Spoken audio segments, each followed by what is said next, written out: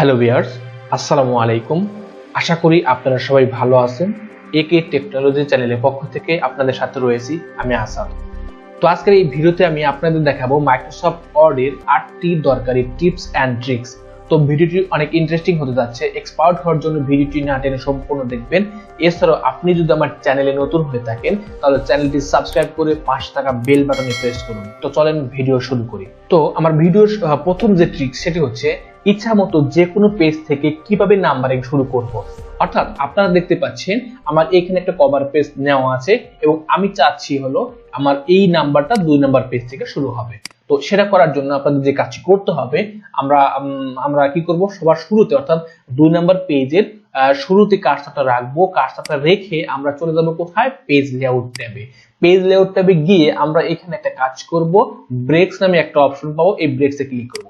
ব্রেকসে click করার পর আপনারা এখানে একটা দেখতে পাচ্ছেন যে সেকশন ব্রেকস নামে একটা অপশন আছে, সেখান থেকে আমরা চলে যাব কোথায়, নেক্সট পেজ। তো নেক্সট পেজে ক্লিক করব। নেক্সট পেজে ক্লিক করার পর আমরা একটা কাজ করব, এখানে এখন আমাদের হেডারটা অন করে নেব। আমি এই পেজ মার্জিনের উপরে হেডারে ডাবল ক্লিক করলে কিন্তু আমি দেখতে পাচ্ছি আমার হেডারটা অন হয়ে গেছে। এখন কিন্তু আমি দেখতে পাচ্ছি আমার এখানে দেখেন এখানে সেকশন 1 এখানে সেকশন 2 শো করতেছে। তো সেই ক্ষেত্রে আমাদের যে কাজটি করতে হবে, আমাদের এখানে একটা কাজ করতে হবে, লিংক টু প্রিভিয়াস এই কথাটা তুলে দিতে হবে। তো আপনারা দেখতে পাচ্ছেন এই লিংক টু প্রিভিয়াস কিন্তু এখানে ইনেবল আছে, এটাকে আমরা ক্লিক করে তুলে দিলাম। তুলে দেওয়ার পর এখন আমরা এই ডিজাইন থেকে আমরা এখানে পাবো কি, পেজ নাম্বার। তো পেজ নাম্বারে ক্লিক করব। পেজ নাম্বারে ক্লিক করার পর আমরা পেজ নাম্বারটা কোথায় দিব বা কোন স্থানে দিব সেটা এখান থেকে আপনারা নির্ধারণ করবেন। তো আমি এখানে চাচ্ছি কি টপ আপ পেজ এখান থেকে দিতে। তো টপ আপ পেজে ক্লিক করার পর আমরা এখান থেকে আমাদের পজিশনটা পাবো, অর্থাৎ আমরা এখান থেকে রাইট সাইডটা নির্ধারণ করব। তো আমি রাইট সাইডে ক্লিক করলাম। রাইট সাইডে ক্লিক করার পর আমি দেখতে পাচ্ছি আমার এখানে কিন্তু 2 নাম্বার থেকে পেজ নাম্বার শুরু হয়েছে এবং এখানে কিন্তু আমার এই 1 নাম্বার পেজ কিন্তু এখানে কোনো নাম্বারিং হয়নি, কিন্তু আমার কিন্তু পেজ নাম্বার কিন্তু 2 থেকে শুরু হয়েছে। 2 তারপর হচ্ছে 3 এরকম ভাবে কিন্তু শুরু হয়েছে, কিন্তু আমি চাচ্ছি কি এখানে কিন্তু আমার 1 নাম্বার থেকে শুরু হবে। তো কোনো প্রবলেম নাই, কোনো চিন্তা করবেন না। তো সেই কাজটি করার জন্য আমরা যে কাজটি করব, তো আমরা চলে যাব কোথায়, পেজ নাম্বার। এখানে ক্লিক করার পর দেখেন লেখা আছে কি ফরম্যাট পেজ নাম্বারস, এই অপশনের ভিতরে ক্লিক করবেন। ক্লিক করার পর তো এই অপশনের ভিতরে আমরা চলে যাব কোথায়, স্টার্ট অ্যাড, এই অপশনের মধ্যে ক্লিক করব। এই অপশনে ক্লিক করার পর আমরা দেখতে পাচ্ছি এখানে স্টার্ট অ্যাড কিন্তু 1 থেকে শুরু আছে, দেন ওকেতে ক্লিক করব। ওকেতে ক্লিক করলে আমরা দেখতে পাচ্ছি এখানে কিন্তু আমার পেজ নাম্বার 1 থেকে শুরু হলো, 1 2 3 এইভাবে কিন্তু হয়ে গেছে। এখন যদি আমি কন্ট্রোল পি দ্বারা প্রিন্ট কমান্ড করি তাহলে আমরা দেখব যে এখানে আমার কভার পেজটার মধ্যে কিন্তু কোনো পেজ নাম্বার হয়নি, বাট আমি দেখতে পাচ্ছি, আমি একটু জুমটা একটু বাড়িয়ে দিচ্ছি, আমি দেখতে পাচ্ছি এখানে কিন্তু আমার পেজ নাম্বার শুরু হলো 1, তারপরে হচ্ছে 2, এরকম ভাবে কিন্তু প্রত্যেকটা পেজে কিন্তু আমার নাম্বারিং চলে আসছে। তো আমি আবার ব্যাক দিলাম। তো ওকে, তো এরপর হচ্ছে আমার 2 নাম্বার ট্রিক্স। তো 2 নাম্বার ট্রিক্স হচ্ছে একটি ডকুমেন্টে অন্য একটি ডকুমেন্টের লেখা আমরা কিভাবে ইনসার্ট বা কপি করে নিয়ে আসতে পারি। যেমন আমি এখানে কন্ট্রোল এন দিয়ে নতুন একটি ডকুমেন্ট ক্রিয়েট করলাম। তো নতুন একটি ডকুমেন্ট ক্রিয়েট করার পর এখন আমি অন্য সেভ করা একটা ডকুমেন্টের লেখা আমি আমার এই নতুন ডকুমেন্টে কিভাবে নিয়ে আসব। তো সেটা করার জন্য আমাদের যে কাজটি করতে হবে, আপনাদের চলে যেতে হবে কোথায়, ইনসার্ট ট্যাবে। তো ইনসার্ট ট্যাবে যাওয়ার পর এইখানে একটা কথা লেখা দেখবেন, অর্থাৎ টেক্সট গ্রুপে অবজেক্ট নামে একটা কথা লেখা আছে। তো এই অবজেক্ট অপশনস এর ভিতরে ক্লিক করবেন। ক্লিক করার পর আপনারা দেখতে পাচ্ছেন এখানে টেক্সট ফ্রম ফাইল কথাটা লেখা আছে। কি লেখা আছে, টেক্সট ফ্রম ফাইল, এইখানে ক্লিক করবেন। ক্লিক করার পর আমরা যে ফাইলটার লেখা আমি আমার এই ডকুমেন্টে নিয়ে আসবো সেখান থেকে আমাদের যেতে হবে কোথায়, ডেস্কটপে। আমি আমার ফাইলটা এই ফোল্ডারে রেখেছি, এই ফোল্ডারটা অন করব। অন করার পর আমি এই ফোল্ডারের মধ্যে ডাবল ক্লিক করব। ডাবল ক্লিক করার পর এখন আমি এখান থেকে কোন ডকুমেন্টের লেখাটা আমার প্রয়োজন সেই ডকুমেন্টটা আমি জাস্ট সিলেক্ট করে দেব। যেমন আমার এখান থেকে ইনভাইটেশন লেটার, এই ডকুমেন্টের যা লেখা আছে আমি আমার নতুন ডকুমেন্টের নিয়ে আসবো এবং আমার ওই ডকুমেন্টটা থাকবে এবং ওই ডকুমেন্টের লেখাটা আমার এই ডকুমেন্টে চলে আসবে। তো জাস্ট এখানে ডাবল ক্লিক করবেন। ডাবল ক্লিক করলেই আপনি দেখতে পাচ্ছেন এখানে কিন্তু আমার সেই ডকুমেন্টে যা যা লেখা ছিল সবগুলো কিন্তু এখানে চলে আসছে। তো এখন যদি আমরা এখন এখান থেকে যে যেটা চেঞ্জ করবো, অর্থাৎ এখানে যে টু কথাটা লেখা আছে এরকম ভাবে আমি প্রত্যেকটা মানুষের নাম চেঞ্জ করে জাস্ট এই লেখাগুলো আমি অন্য মানুষের কাছে পাঠাতে পারবো। তো এইভাবে কিন্তু আপনারা চাইলে নতুন একটি ডকুমেন্টে পুরাতন ডকুমেন্ট অর্থাৎ সেভ করা ডকুমেন্টের সমস্ত লেখাগুলোকে আপনারা এই একটা ডকুমেন্টে ইনসার্ট করতে পারবেন।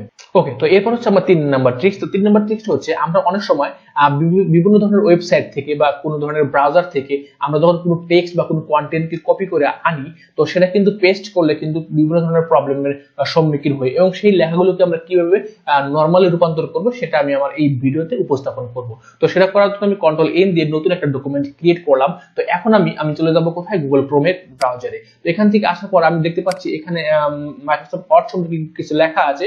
তো এই লেখাগুলোকে আমি সিলেক্ট করার পর কন্ট্রোল-C দ্বারা কপি করব, এরপর আমি আমার ওয়ার্ড ফাইলে চলে আসবো, আর কন্ট্রোল-V দ্বারা পেস্ট করব। তো যখনই আমি পেস্ট করব, তো আপনারা দেখবেন যে এখানে কিছু প্রবলেম কিন্তু আছে, এখানে কিছু ফরম্যাটিং চলে আসছে। তো আমি চাচ্ছি কি এই সমস্ত ফরম্যাটিং গুলোকে একসাথে ক্লিয়ার করবেন কিভাবে। তো সেটা করার জন্য আপনারা দেখতে পাচ্ছেন আমি যখন পেস্ট করলাম এখানে একটা পেস্টের অপশন আছে। তো এই পেস্টের অপশনে একটা ক্লিক করবেন, ক্লিক করার পর এখানে সর্বশেষের যে অপশনটা অর্থাৎ কিপ টেক্সট অনলি, এই অপশনে ক্লিক করলে কিন্তু আপনারা একটা ম্যাজিক দেখবেন যে এখানে দেখেন আর কোনো আমাদের ফরম্যাটিং কিন্তু নেই, লেখাগুলোকে কিন্তু নরমাল হয়ে গেছে। এখন আপনারা চাইলে নিজের প্রয়োজন মতো বড় করার, নিজের প্রয়োজন মতো ফরম্যাটিং এখান থেকে করতে পারবেন, সবগুলো কোনো প্রবলেম হবে না। তো ওকে, তো এরপর হচ্ছে আমার 4 নাম্বার ট্রিক্স। তো 4 নাম্বার ট্রিক্সটি হচ্ছে আমি এখান থেকে একটা ফাইল অন করলাম। তো আপনারা দেখতে পাচ্ছেন এখানে আমার একের অধিক প্যারাগ্রাফ আছে। তো এই একের অধিক প্যারাগ্রাফকে আমরা কিভাবে একটা প্যারাগ্রাফে রূপান্তর করব সেটা আমি এই ভিডিওতে এখন দেখাবো। তো সেটা করার জন্য আমাদের পুরো প্যারাগ্রাফটাকে সিলেক্ট করতে হবে। তো সিলেক্ট করার পর আমাদের এখন রিপ্লেক্স কমান্ডটা নিয়ে আসতে হবে। তো রিপ্লেক্স কমান্ডটা হচ্ছে আমরা চাইলে কিবোর্ড কমান্ড দিয়ে নিয়ে আসতে পারি। তো কিবোর্ড কমান্ড হচ্ছে কন্ট্রোল-H, অথবা আমরা হোম ট্যাব থেকে এডিটিং গ্রুপে গিয়ে রিপ্লেক্সে ক্লিক করলে রিপ্লেক্স কমান্ড চলে আসবে।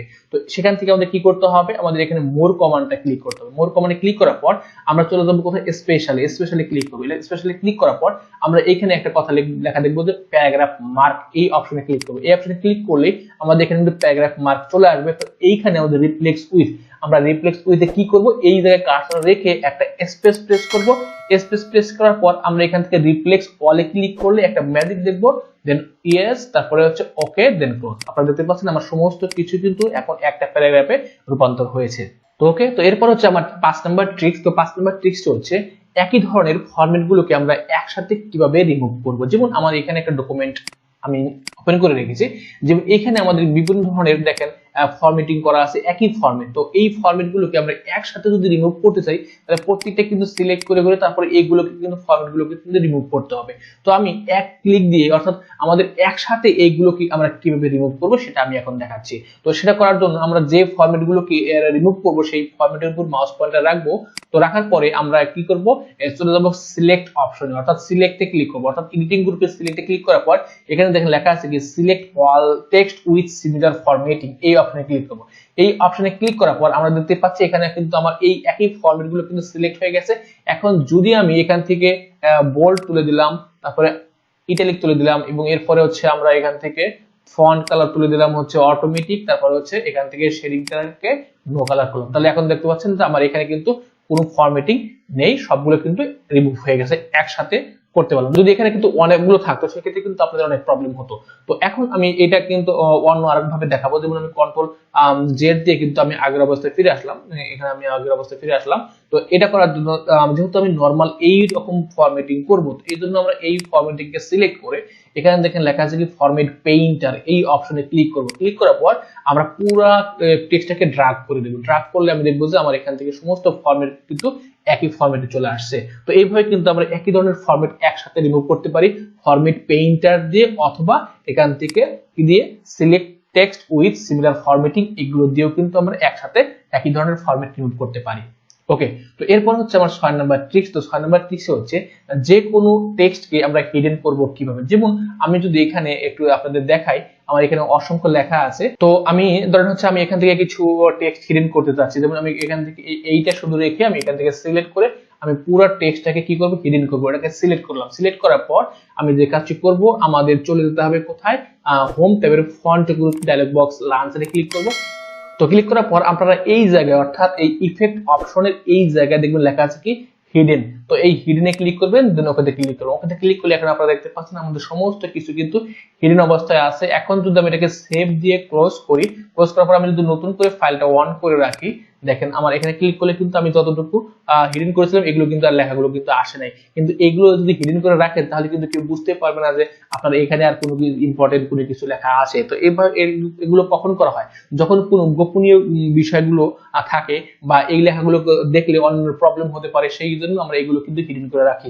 তো এটা আমি আবার কিভাবে নিয়ে আসবো, তো নিয়ে আসার জন্য আমাকে কন্ট্রোল এ দিয়ে ওয়াল সিলেক্ট করতে হবে, এরপর আমাদের ফন্ট ডায়লগ বক্স লঞ্চারে ক্লিক করতে হবে, এরপরে হিডেনে এখানে একটা ক্লিক করবেন এবং আবার আরেকটা ক্লিক করবেন, দেন ওকেতে ক্লিক করবেন। ওকেতে ক্লিক করলে আমি দেখতে পাচ্ছি আমার লেখাগুলোকে আবার পুনরায় ফিরে আসছে। তো এইভাবে আপনারা কি করতে পারবেন, হিডেন করতে পারবেন, আবার সেই লেখাগুলোকে আবার ফিরিয়ে আনতে পারবেন। ওকে, তো এরপর হচ্ছে আমার 7 নাম্বার ট্রিক্স। তো 7 নাম্বার ট্রিক্স হচ্ছে যে কোনো পেজকে আমরা ইচ্ছা মতো সাইজ নির্ধারণ করব কিভাবে। যেমন আমি কন্ট্রোল এন দিয়ে নতুন একটা ডকুমেন্ট নিলাম, এরপর হচ্ছে আমি কন্ট্রোল এন্টার দিয়ে কিছু পেজ নিলাম এবং কন্ট্রোল হোম দিলাম। এখন আমরা দেখতে পাচ্ছি যদি কন্ট্রোল পি দেই, পি দেওয়ার পর আমরা দেখতে পাচ্ছি যে তিনটা পেজের কিন্তু সেম সাইজ আছে। তো আমি চাচ্ছি কি যে প্রথম পেজটার থাকবে হচ্ছে লিগ্যাল সাইজ এবং দ্বিতীয় পেজটা A4 সাইজ, এরপর হচ্ছে লেটার সাইজ। এভাবে কিন্তু আমি সাইজ নির্ধারণ করব। তো আমি জাস্ট এই কাজটা করার জন্য সবার উপরে কাজটা রেখে আমরা চলে যাবো কোথায়, লেআউট ট্যাবে। লেআউটে যাওয়ার পর ব্রেকসে ক্লিক করব, ক্লিক করার পর এখানে নেক্সট পেজে ক্লিক করব। এরপর হচ্ছে আমি যদি এখান থেকে কাজটা এখানে প্রথম পেজে রেখে আমি যদি পেপার সাইজ নির্ধারণ করি, এখান থেকে আমি কি দিব, লিগ্যাল সাইজ দিব। তো লিগ্যাল সাইজ দেওয়ার পর আমি কন্ট্রোল পি দিয়ে কমান্ড করি, তাহলে আপনারা দেখতে পাচ্ছেন এখানে এই পেজটা কিন্তু লিগ্যাল সাইজ হয়েছে। তো আমি যদি আবার সেম ভাবে আমি যদি 2 নম্বর পেজে শুরুতে কাজটা রেখে আমি যদি এখান থেকে ব্রেকসে গিয়ে নেক্সট পেজে ক্লিক করি এবং আমি যদি কাজটা 2 নম্বর পেজে নিয়ে আমি যদি এখান থেকে সাইজ এখান থেকে আমি ধরুন A4 সাইজ দিই, দেন কন্ট্রোল পি দিয়ে প্রিন্ট কমান্ড করলাম। তো এটা হচ্ছে আমার লিগ্যাল সাইজ, এটা হচ্ছে A4 সাইজ এবং এগুলো হচ্ছে লেটার সাইজ। তো এইভাবে কিন্তু আপনারা নেক্সট পেজ করে করে যে কোনো পেজকে নিজের ইচ্ছা মতো সাইজ নির্ধারণ করতে পারবেন। তো ওকে, তো এরপর হচ্ছে সর্বশেষ অর্থাৎ 8 নম্বর ট্রিক্স।